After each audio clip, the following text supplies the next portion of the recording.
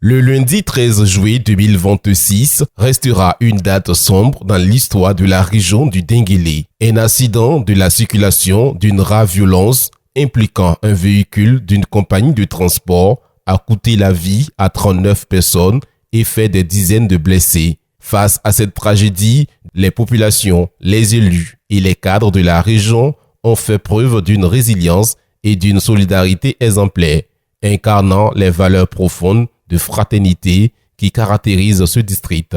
Sous l'impulsion du ministre Maître Adama Kamara, ministre de l'Emploi, de la Protection sociale et de la formation professionnelle, député d'Odine Commune, les élus et cadres du district du Denguélé ont organisé une journée spéciale de prière et de bénédiction dédiée à la mémoire des disparus. Cet événement solennel s'est déroulé le dimanche 19 juillet 2026 à la Grande Mosquée d'Odine, transformant ce lieu de culte en un espace de recueillement collectif et de communion spirituelle.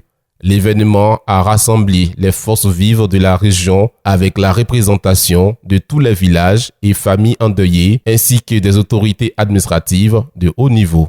La cérémonie, marquée par une grande solennité, a débuté par l'observation d'une minute de silence en la mémoire des victimes, un moment de profonde émotion partagé par l'assistance. La journée a ensuite été meublée par des lectures coraniques, des prières intenses et des bénédictions invoquant la miséricorde divine pour le repos de l'âme des défunts et le prompt rétablissement des blessés.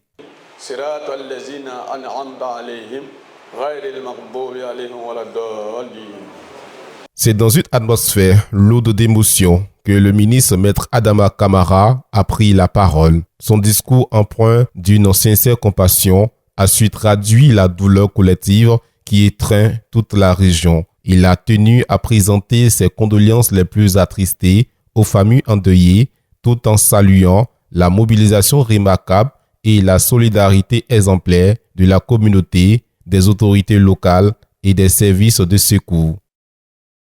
Chères familles éplorées, c'est à vous que je voudrais m'adresser en cet instant.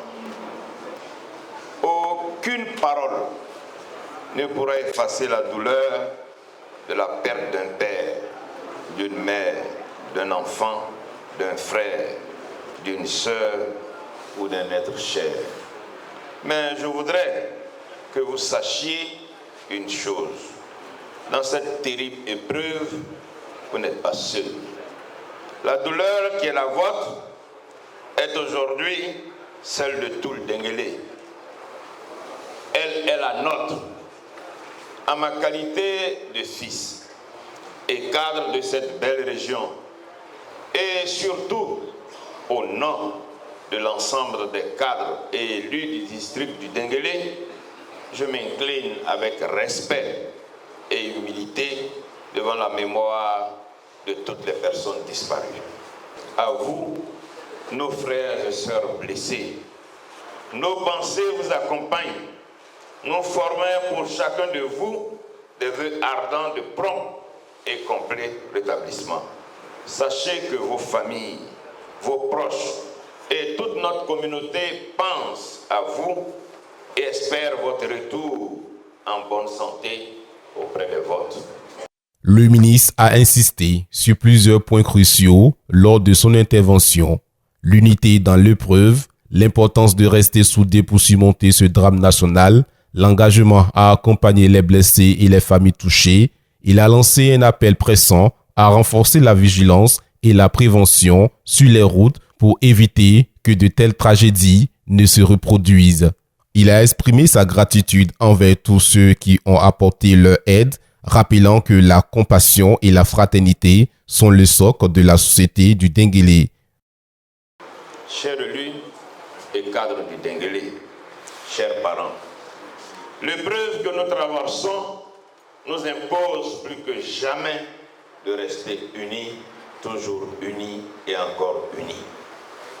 Le Denguélé est une terre de foi, de dignité, de fraternité et surtout de solidarité agissante.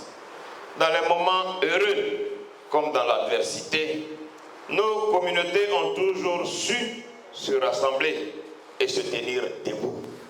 Aujourd'hui encore, nous devons faire bloc autour de nos frères et sœurs éprouvés. Nous devons être présents, nous devons être solidaires, nous devons veiller à ce qu'aucune famille ne se sente abandonnée face à la douleur. Au nom des élus et cadres du Denguélé, je voudrais vous assurer que nous nous tiendrons aux côtés des familles endeuillées et des blessés, en lien avec les autorités administratives, sanitaires, coutumières et religieuses. À cet élan de solidarité morale s'est ajoutée une action concrète. Une forte contribution financière a été mobilisée par les cadres de la région pour soutenir les familles affectées. Ni aladura la treke. Non. Ngene yirale nyanamai tai. Kusabelai. Ni kasara mina ay sorani. Non. Naima amburnoyi. Non. Naima yi. Non. Ay miribe jaba. Kusabe. Kabo ujini kadri bera. Kabo kadri bera. Aruna femi sora oro. Non. Ole nani lara préfet. Non. Na jenyoyi. Non. Uitaka. Kusabe. We na misrora. Non. Amtanan larauka. Non. Ayka woli danege. Kusabe. La présence du préfet de région, préfet d'Oudini, famille Kwame René, a revêtu une importance particulière lors de cette cérémonie, incarnant l'engagement de l'État à se tenir aux côtés des populations éprouvées. Cette présence institutionnelle a souligné le caractère officiel et républicain de l'hommage rendu aux victimes, tandis que la participation de tous les villages et familles endeuillées a transformé cette journée en un véritable acte de communion nationale. Bien, je suis Traoré Mamadou, principal du collège moderne de Ferimadougou. Alors, j'ai perdu mon épouse dans cette situation tragique. Alors, c'est vraiment pas facile quand on perd des êtres chers. Mais je pense bien que tout ce que Dieu fait est bon. Nous appartenons à Dieu. Nous représentons, selon moi, les pions d'un damier dont Dieu est le seul joueur. Il fait de nous ce qu'il veut, quand il veut, comme il veut. Alors, quant à la cérémonie d'aujourd'hui, j'étais très heureux parce que j'avais pensé que nos autorités nous avaient oubliés parce qu'aujourd'hui, ça fait pratiquement une semaine.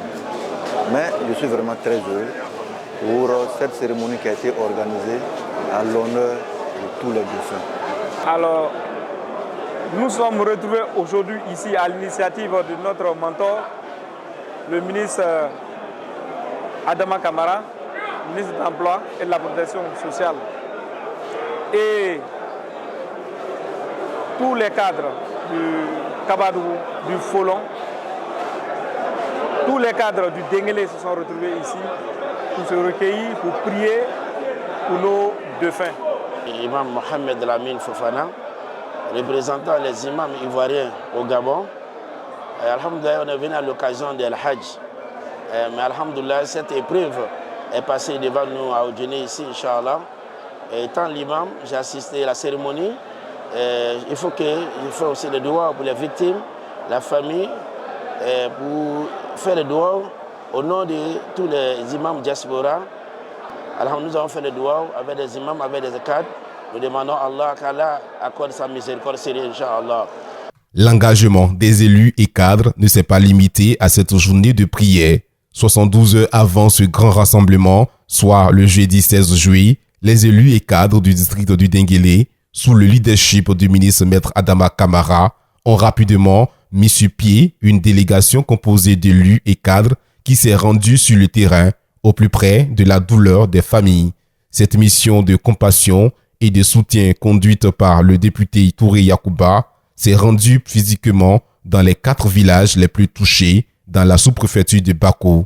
Il s'agit de Bako, Kona, Ferimadougou et Borisso. Cette mission de solidarité a sillonné ces villages les plus durement touchés par le drame. Les localités visitées ont payé un lourd tribut à cette tragédie, enregistrant à elles seules 10 décès et de nombreux blessés.